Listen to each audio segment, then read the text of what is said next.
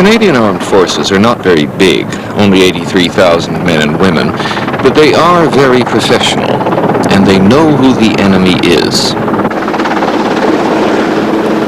À date, je n'ai pas encore eu la chance. Un jour, j'espère d'avoir un sous-marin soviétique, mais dans des expériences et dans des exercices antécédents, I'm hoping to see a Soviet submarine.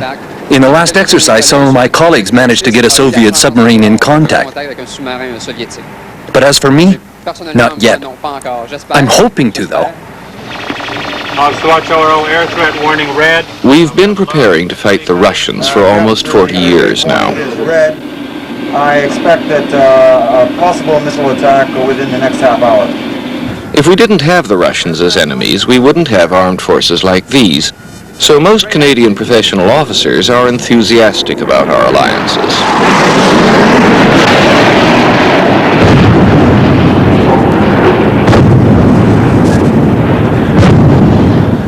I would not see myself as a Canadian destroyer commander, squadron commander, all alone in a particular event. It would be part of a much larger picture, whether we were traveling with a carrier battle group or whether we were traveling with a large convoy escort. There are certain situations where we'd expect long-range Soviet aviation forces to appear in the Western Atlantic, and indeed the opposition we would expect to meet would mount dramatically as soon as we tried to penetrate the Iceland, Greenland, Faroes, United Kingdom gap, which is where we get into the other fellow's, what he considers his home waters. As to the score at the end, I hope to hell we never find out. The Russians have been preparing to fight us for almost 40 years, too. We don't call it the Cold War anymore, but that's what we're still living in. And we no longer even remember how we fell into it. The Cold War was an accumulation of misperceptions on both sides. There's no doubt about it. We were unduly afraid of their intentions, and they were paranoid about ours, and these worked on each other. It was a dreadful mistake.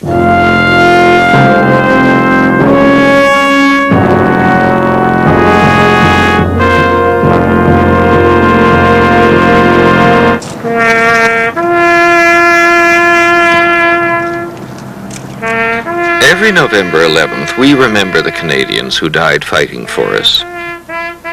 They all died far from home, and the whole country has got an unusual habit out of that. We really do see our military efforts as a means of preserving world peace. That's a very good habit, but it doesn't tell us how to preserve peace. This film is an inquiry into how we fell into our present defense policy, especially in the early years after the Second World War, and whether the choices we made then were really wise. Ceremonies like this tie us to our past, and that's a good thing. But we remember our wars with all the emotions the country felt at the time. That hides the underlying pattern from us, and there is a pattern. Neither shall they wage war anymore. The Second World War killed at least 40 million people, and it had gone nuclear by the end. The cost of stopping aggression by the traditional means was getting totally out of control. Besides, the last war was not simply a moral crusade against evil. It was a power struggle in which the strongest countries came out on top, as usual.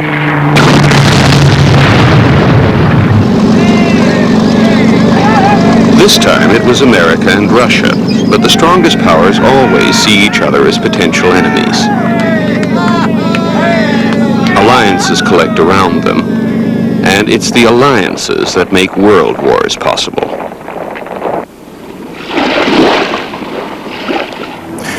This sort of thing has been going on for about 4 centuries now, and every so often the international system breaks down into a general war that drags in all the great powers and their allies, a world war in effect. Canada's been part of the alliance system from its foundation, so we got dragged in too. In every one of these wars, people told themselves they were fighting for something special, religion or empire, democracy or communism. But what the wars are really about is national power.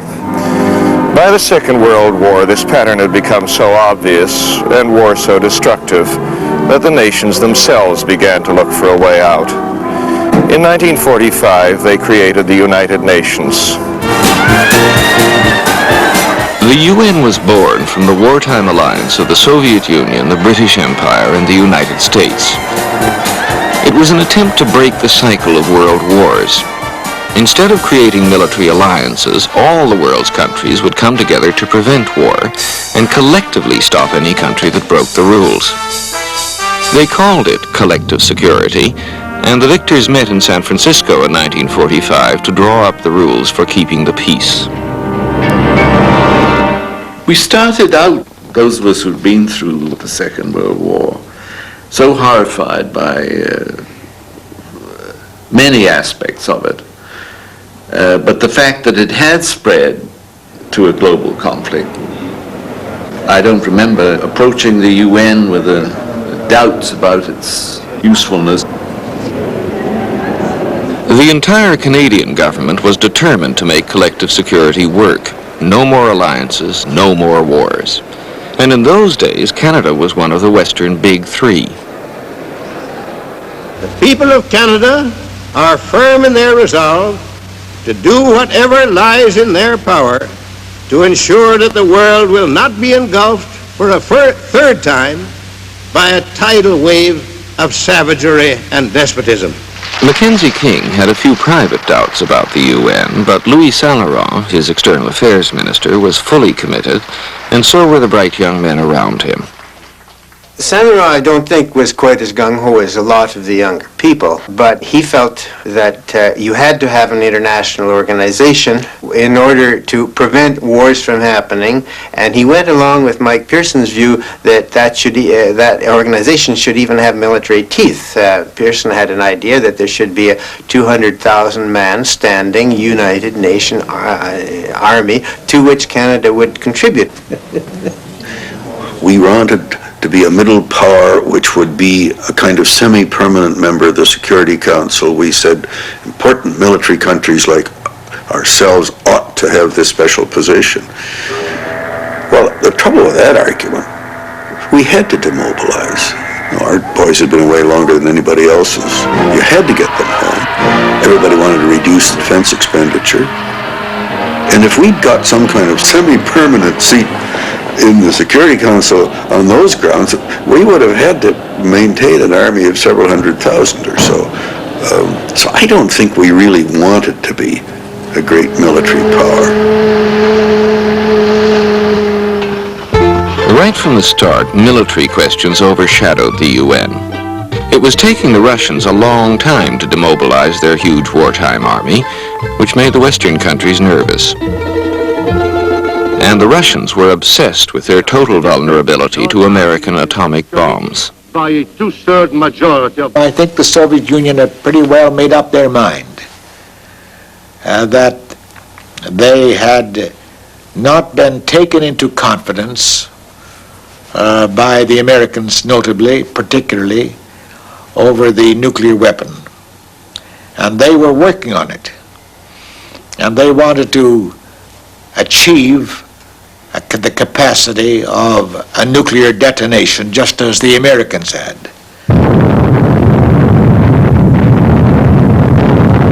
The U.S. had no intention of attacking the Soviet Union, but the Russians were not treated as full members of the club. When the three major English-speaking powers got together to discuss atomic policy, they didn't invite Stalin. After the bombs were dropped on Hiroshima and Nagasaki, Mr. King came together with President Truman and Prime Minister Attlee to make this declaration that appealing to the world that the bomb should be outlawed and that this new source of energy should be used for peaceful purposes only. Canada had done a lot of the wartime research on the atomic bomb at McGill University, and we had lots of uranium. America already had the bomb, and Britain would soon decide that it must have it too. Only Canada lacked the great power reflex.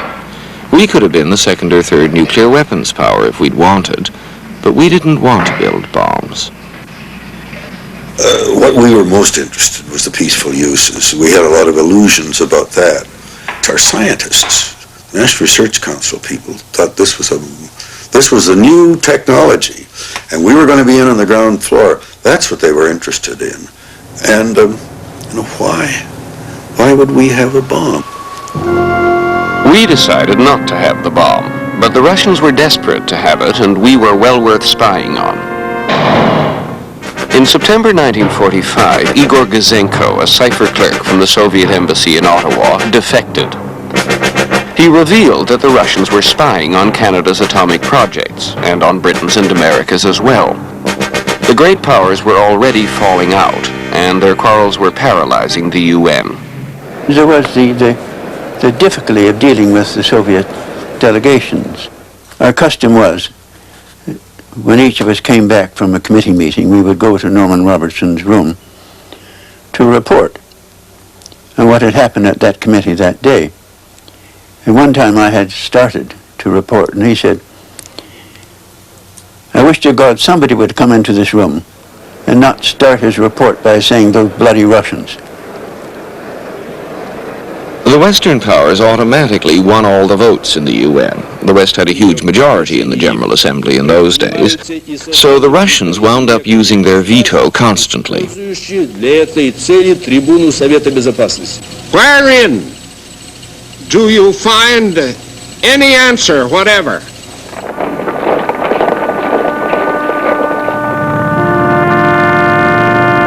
The quarrels were mostly about Europe. Both the Anglo-American occupation forces and the Soviets encouraged the creation of governments like their own in the countries they had liberated. But the Russians had a much harder time in imposing communist governments in the countries they occupied. So they resorted to extreme measures. When the communists overthrew the Czech government, with Soviet backing, the Czech foreign minister mysteriously fell to his death from an upstairs window at the ministry. Felt a very chill wind of fear after the Prague coup, when the communists took over in Prague. For one thing, the Czech leaders had been very well known in international circles and were personal friends, most of the Western statesmen. And the brutal end to democracy in Prague was a shock. And I think there was genuine fear then, if not of a sweeping military invasion which would overcome all physical obstacles and occupy the whole continent, but of the whole thing coming unstuck through these kind of internal coups and through instability and post-war disillusionment. And it was a very unsettled period. What really worried the West were the large and popular communist parties in countries like France and Italy. In 1947, Prime Minister Attlee of Britain came to Ottawa and told Mackenzie King about his fears of a communist takeover in Western Europe. The Americans still had a monopoly of nuclear weapons, so the Russians wouldn't dare invade, even if they wanted to. But something had to be done to prop up the Western European governments. Something like a North Atlantic Treaty.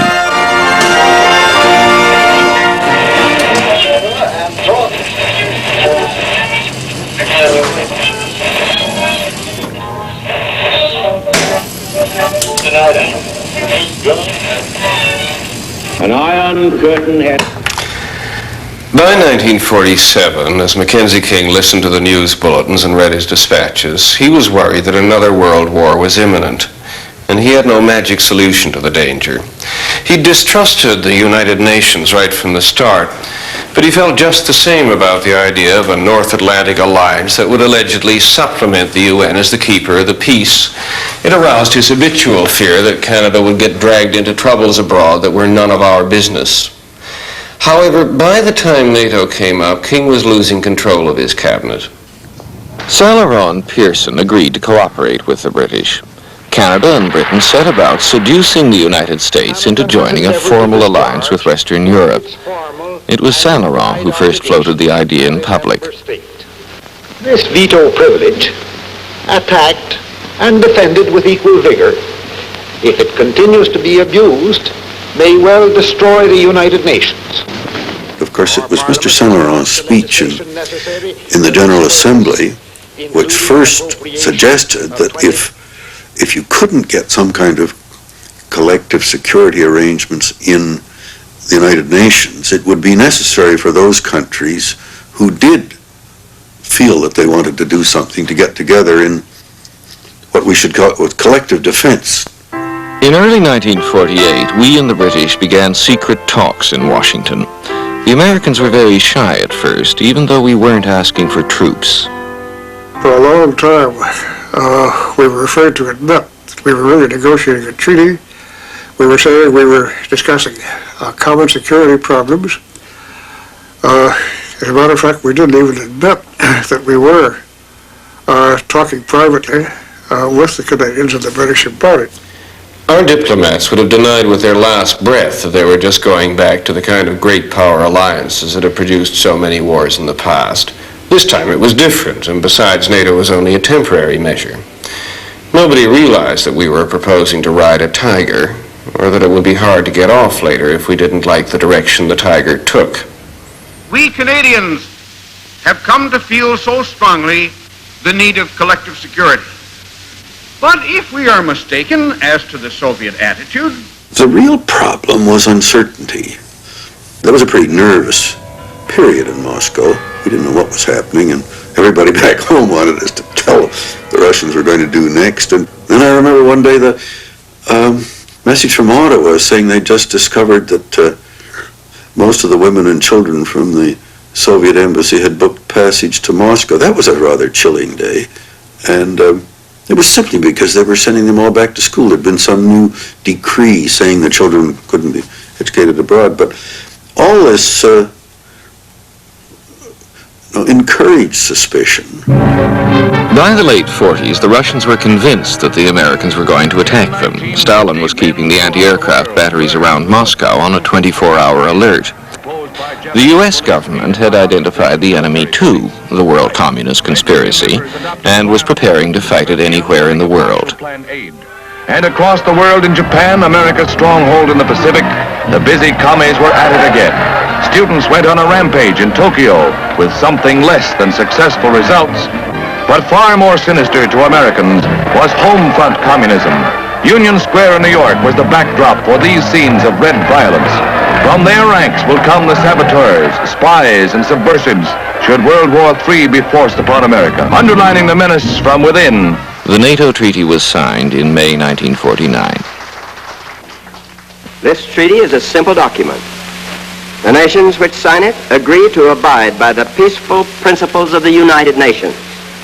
I was present at the signing of the treaty. I remember Mr. Pearson stating the Canadian position, which was that this should not be just a military alliance, and that this required a consultation system which would try and align our policies as far as possible. At the time when the signature was taking place, and Mr. Pearson had just made this speech, it happened that the Marine band that was deployed by Mr. Truman for the occasion struck up "It Ain't Necessarily So." Seemed rather appropriate comment. Canada's diplomats weren't naive. They were already worried about the Americans' approach to their new role as a superpower. Privately, Ottawa didn't think the Americans could be trusted to be sensible. This is August 30th, 47. Our conclusion is that during the next 10 years, the possibility of the Soviet Union precipitating a war with the United States or blundering into such a war is remote.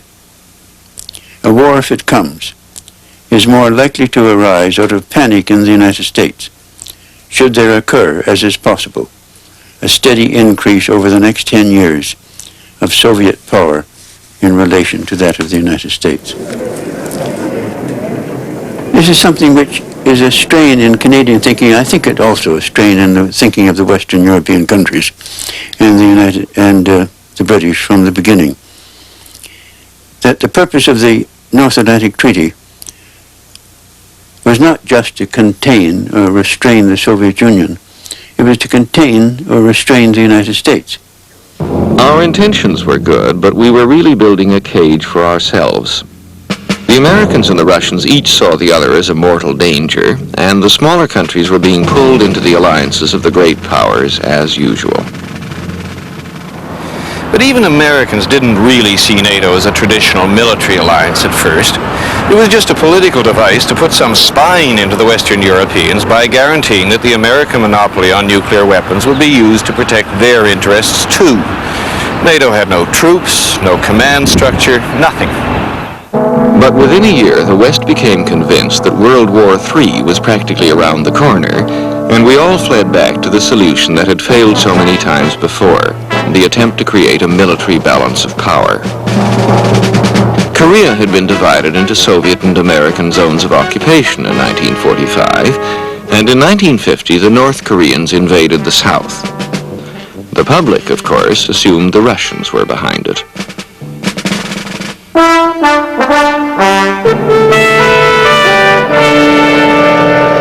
I don't think, to begin with, that the Russians had very much to do with the outbreak of the Korean War.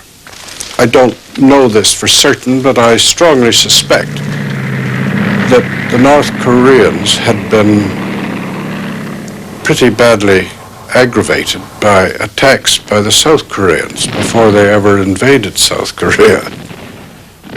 The U.S. immediately sent troops to back up the government it had installed in South Korea, and it expected NATO to do the same.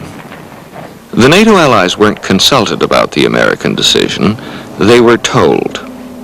It was not easy to make the decision that sent American boys again into battle.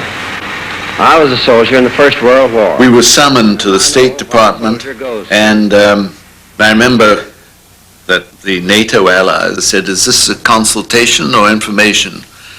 And I think it was George Kennan who was holding the meeting on behalf of Dean Acheson, or it may have been Dean Acheson himself. He said, "The President of the United States has informed Congress of the decision of the United States to take military action already.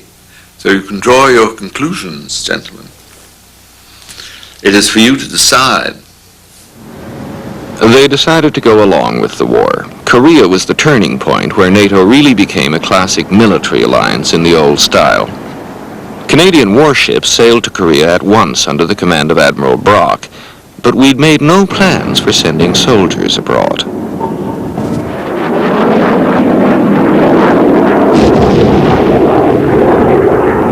We had to have troops, and we didn't have them. So that it was a very embarrassing month in New York.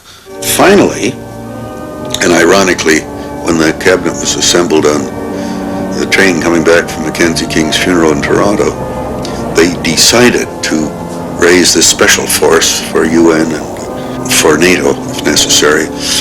And then they went ahead very quickly. Perhaps this explains why we desire to enlist as many veterans as possible in the Special Force. Men who know the score. The man in charge of raising Canadian troops was General Folks, the Chief of Staff. The Leary Valley and the Hochwald. Well, when it was suggested after the outbreak of the Korean War that Canada should send a brigade to Korea and a brigade to Western Europe, I remember having a talk about it with Charles Folks, who was then chairman of the Chiefs of Staff Committee. And Charles said to me, you know, the politicians think it would be difficult to recruit enough men to form two brigades. I've told them there will be no difficulty at all. It's now 4 years since the end of the war, and there are plenty of men who've now decided after 4 years that they've had enough of their wives and children. They jump at a chance to enlist. This brigade will be known as the Canadian Army Special Force, and it will be specially trained and equipped to be available for use in carrying out Canada's obligations under the United Nations Charter or the North Atlantic Pact. It's striking how many Canadians then talked of NATO and the UN as though they were the same thing. Self-deception played a big part in our drift back into a system of military alliances. To say But that problem is the But great... there was also deliberate deception, especially at the United Nations. While the Russians were boycotting the Security Council over another issue, the Americans got a resolution through declaring the Korean War a UN operation. in the Far East. The mere fact that the United States was able to put a fast one across during the absence of the Russians and mount a United Nations action in defense of South Korea enlarged the whole scope of operations and indeed in many ways increased world tension because of the participation of so many other powers. What the Russian reaction to that was going to be, we really didn't know. We didn't know what the Chinese reaction was going to be. We felt our way through this. The American commander in Korea, General MacArthur, didn't stop at driving the North Koreans back where they came from. He drove on north towards the Chinese frontier, the Yalu River, occupying 90% of North Korea. I used to quarrel quite frequently with General MacArthur out in the Far East because of his determination to go and dip his feet in the Yalu River. In my view, quite unnecessarily. I'm quite sure that the high-level bombers weren't dropping all their bombs exactly on one side of the center line of a very sinuous Yalu River. There were bombs falling all over the other side too, and so the Chinese came in. And they gave us a damn good thrashing.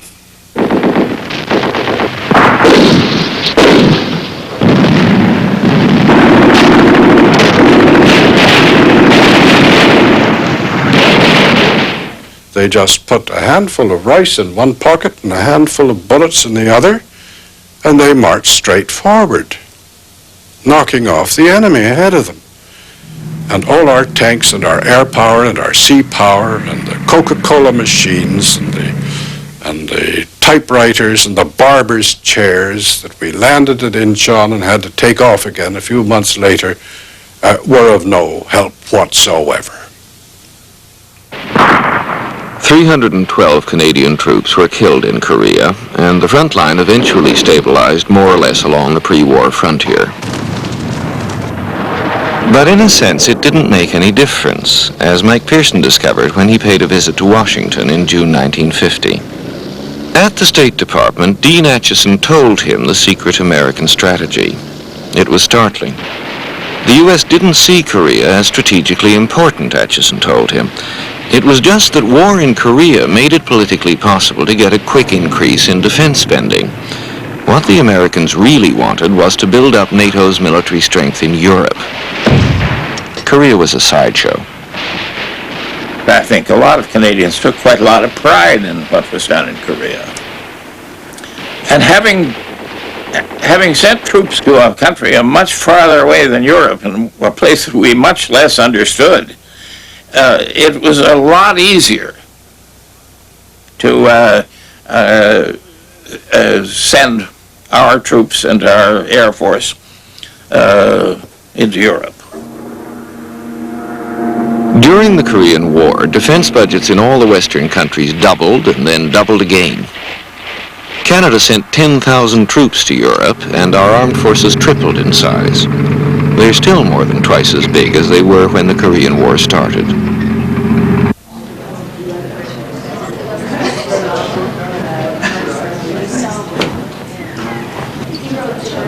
By 1952, we had recreated the alliance system, and the Northern Hemisphere was once again divided into two armed camps. And not a lot has really changed since '52, except the decor. We're trapped in a time warp, waiting for the next World War to arrive. But as the full meaning of what we'd done in our panic became clear, even NATO founders like Mike Pearson began to have second thoughts.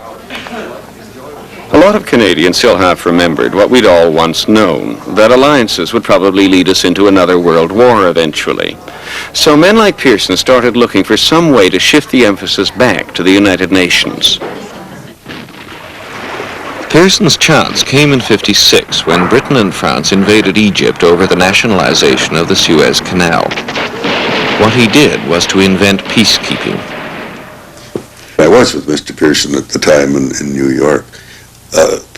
What was on his mind was how on earth to get our dear British and French friends out of a mess, and how to, in particular, to prevent the war from spreading. My delegation would like to submit to the Assembly a very short resolution, a plan for the setting up, with the consent of the nations concerned, of an emergency international United Nations force to secure and supervise the cessation of hostilities. It came at a time when we were wondering about our place in the world, more and more concerned about being part of an alliance run largely by the major power. It was comforting to feel that there was something we could do. Pearson's initiative mainly served to get 2 of our NATO allies out of a jam. But the invention of peacekeeping did restore a little credibility to the UN. The troops for the UN emergency force in Suez were voluntary contributions from various countries under the UN flag.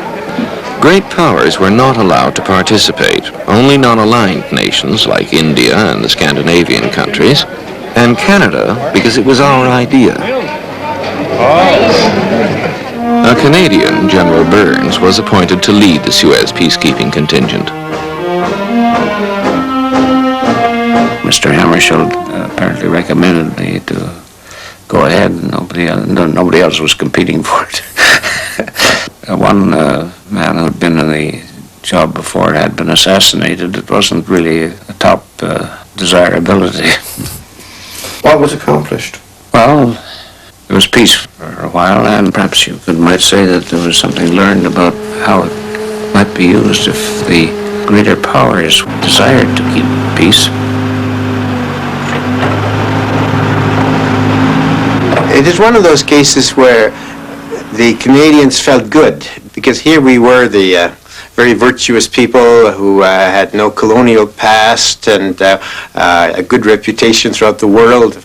We were the mediators, we were the peacekeepers. That was our self-image at the time. Canadian peacekeeping forces have also served in the Congo and repeatedly in Egypt, Syria, and Lebanon. The Canadian government has become very professional about the whole thing. Take 1964, when civil war broke out between the Greeks and Turks in Cyprus. Our External Affairs Minister went straight to the UN Secretary General. So I went, and I saw UTAT. And I said, now, we have to do something about this situation. Otherwise, there's going to be a war.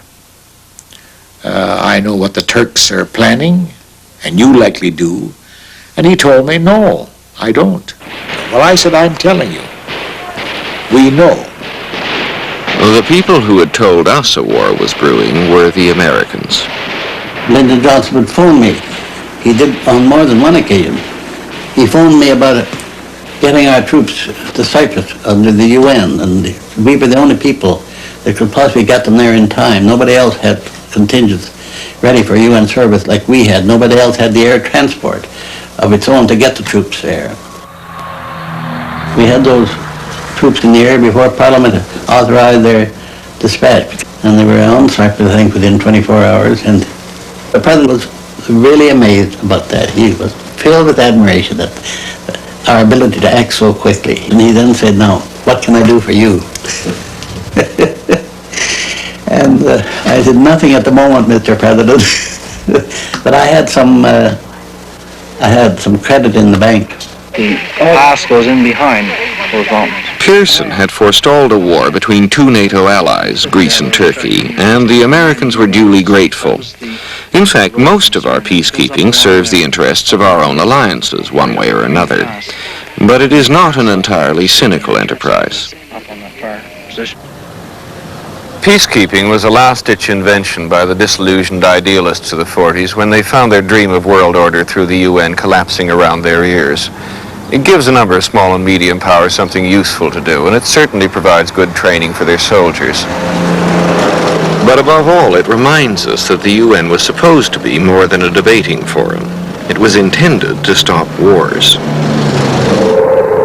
It hasn't been a great success. In 1974, the Greek government backed a coup in Cyprus aimed at annexing the island, and so the Turks invaded. Our peacekeeping troops just tried to stay alive until the two sides were ready for a ceasefire.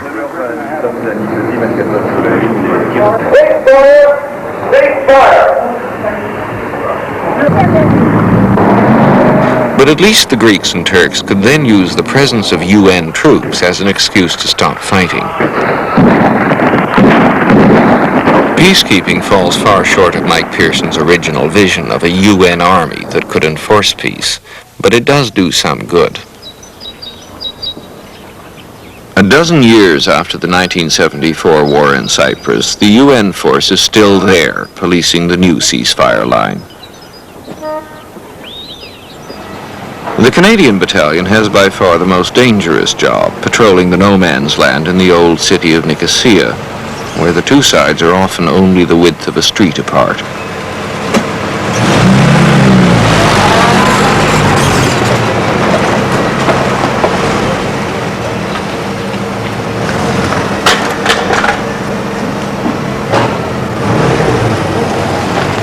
When did this sentry glass come on duty? It came on at 8:30 this morning, sir, and he should be leaving around 12:30, sir. Okay, when is the last time a Turkish officer was on the line? 7:30 this morning, sir. And nothing noted since then? No, sir.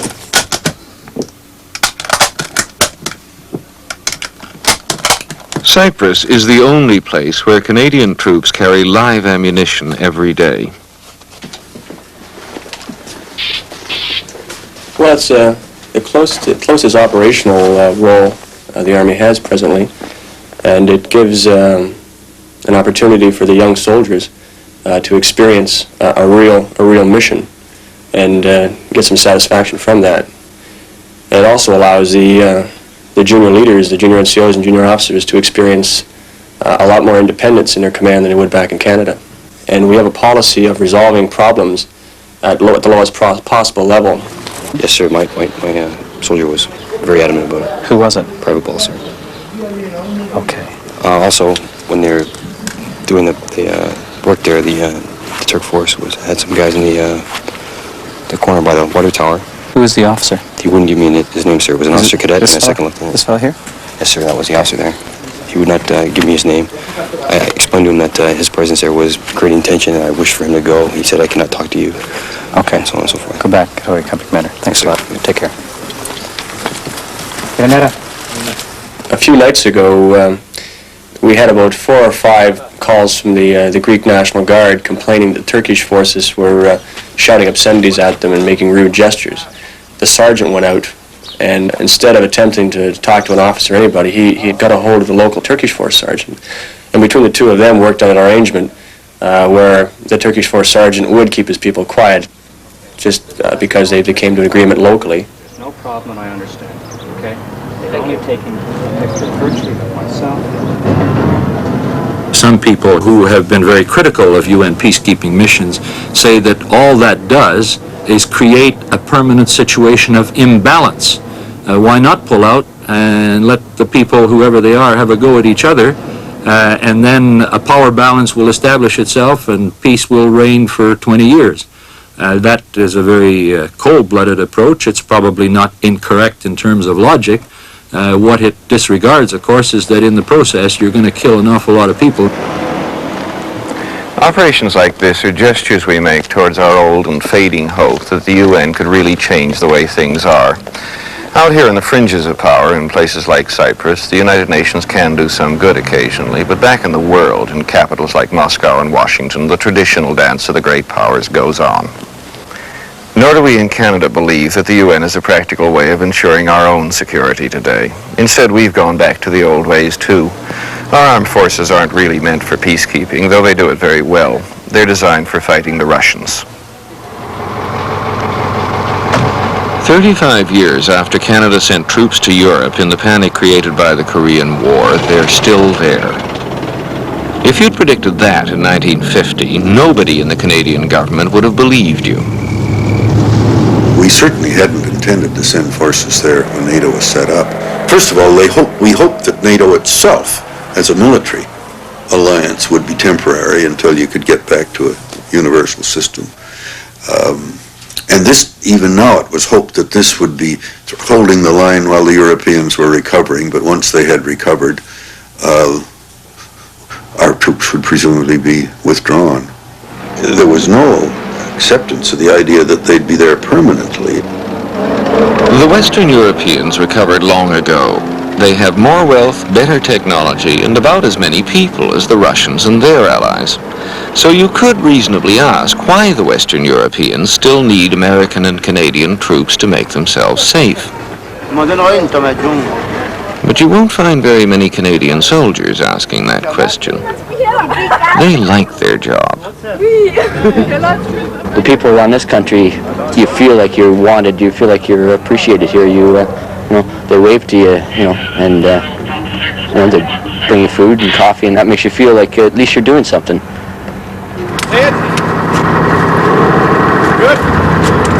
Most of the Army is in Canada, not here in Europe, but this is its spiritual home. Our soldiers' sense of worth, their whole identity is founded on being competent, well-respected professionals who have a role to play in the military big league. Canada's Army will probably never be needed to defend our own territory. It's Europe that gives it meaning.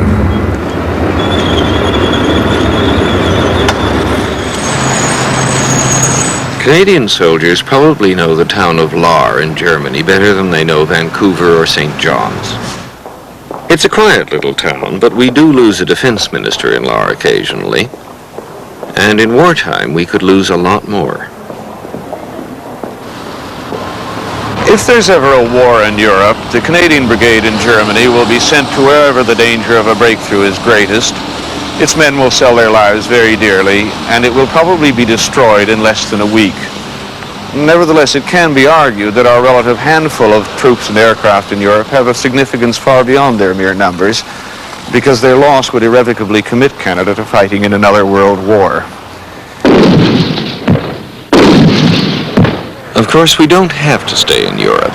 If Canada ever concluded that the Soviets were not planning an invasion, or that the Western Europeans were big enough to look after themselves, then we could just pull our troops out.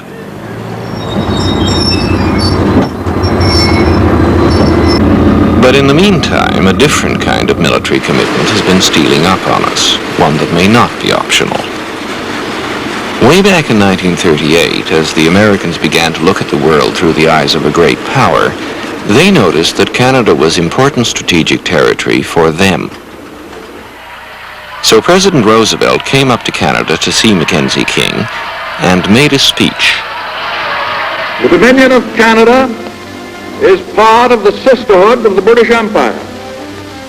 I give to you assurance that the people of the United States will not stand idly by if domination of Canadian soil is threatened by any other empire.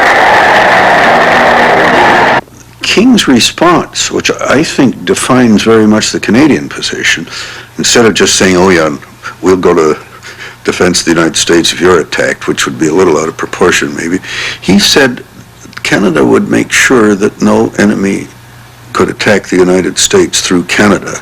And that's really our basic commitment. When American troops actually came to Canada during the Second World War, we were basically quite happy to have them.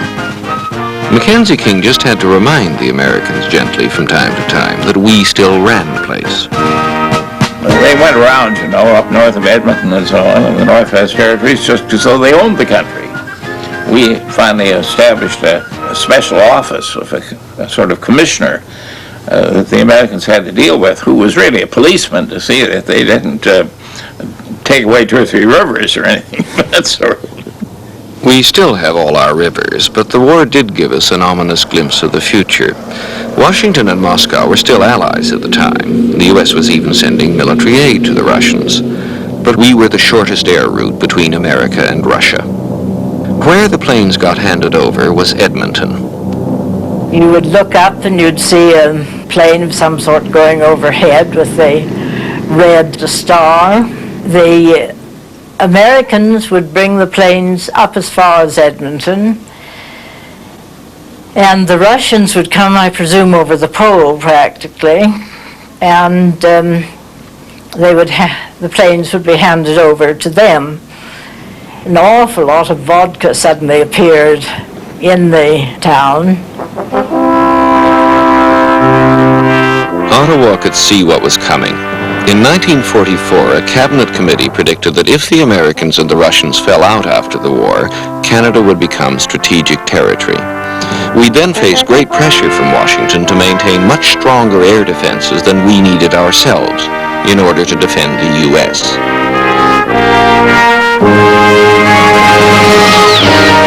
Everything came to pass just as predicted. The Americans and the Russians became enemies, and with the development of long-range bombers in the early 50s, Canada's position became vitally important.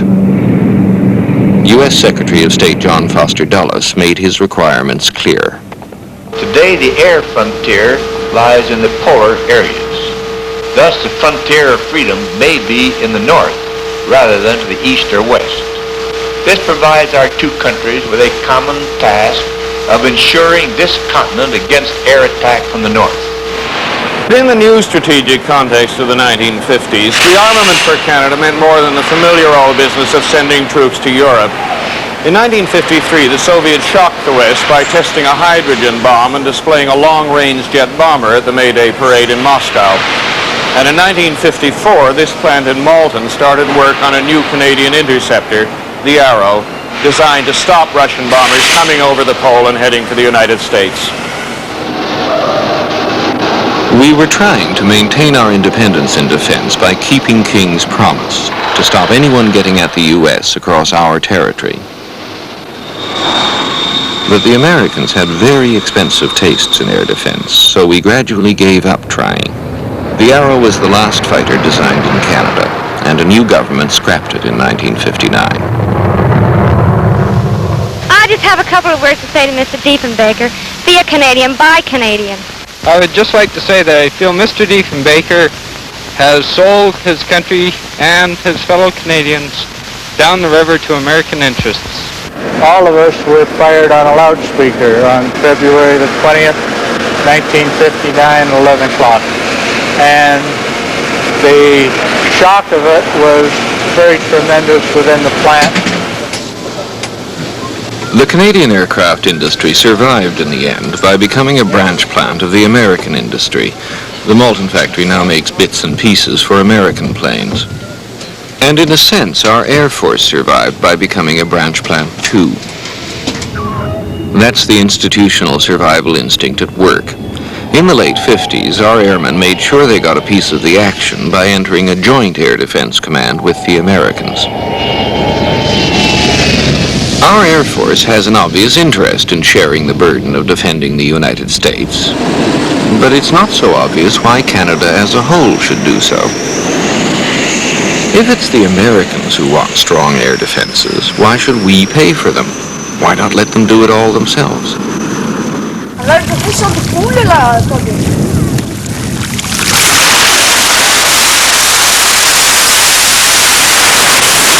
There's more than one way to skin a cat. Iceland suddenly discovered that it had become strategic territory about the same time Canada did, but its response was very different. The Icelanders quickly learned that you can't just ignore the fact that you're strategically important.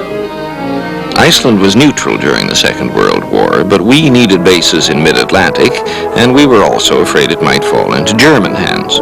So in 1940, Canada and Britain sent troops to Iceland and occupied it. After the war ended, the occupation forces went home, but as soon as the Cold War began, Iceland became strategic territory again. Washington worried that the Russians might seize Iceland in wartime and dominate the North Atlantic. We are a very important country strategically, being located where the traffic of U-boats is heavy into the Barents Sea and into the north of the Atlantic. There was no way a little country like Iceland could avoid being occupied by one side or the other in a war, so they made their choice and joined NATO. But Iceland has no tradition of keeping its own armed forces, no military lobby looking for roles to justify its existence. So Iceland has a special deal with NATO.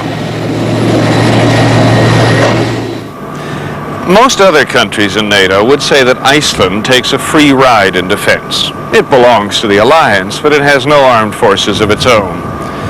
The Icelanders would put it differently, though. They'd say that, like Canada, the only military threat they really face comes from the fact that they're strategic territory in the confrontation between the United States and the Soviet Union. So if it's American strategic interests that are being defended in Iceland, why not let Americans pick up the bill? That's exactly what the Icelanders do. They let the United States have a large military base here at Keflavik, though they actually didn't have much choice in the matter, but they contribute nothing towards the cost of the base, and they do their best to keep this foreign intrusion walled off from Icelandic society. If you put this into an American perspective and look at such a huge base in the neighborhood of Washington, in 50 kilometers away from Washington, of base with 5 million foreigners, I mean, that would create some problems, of course. And that is the size of the base, 5,000 Americans in Keflavik. The Icelanders deal with the American presence by having as little as possible to do with them. A nation of only 250,000 people, which we are, has to look after themselves, their own language and their own culture. In the early days, they only let American troops into town in twos, 1 day a week. The restrictions are a good deal looser now, but their approach still works.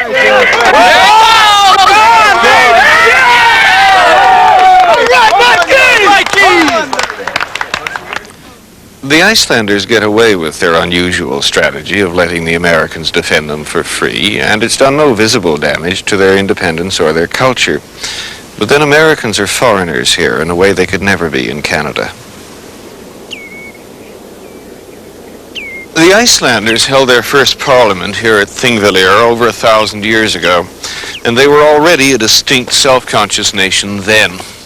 They're also insulated from American influences by several thousand miles of ocean and a language that nobody else can understand.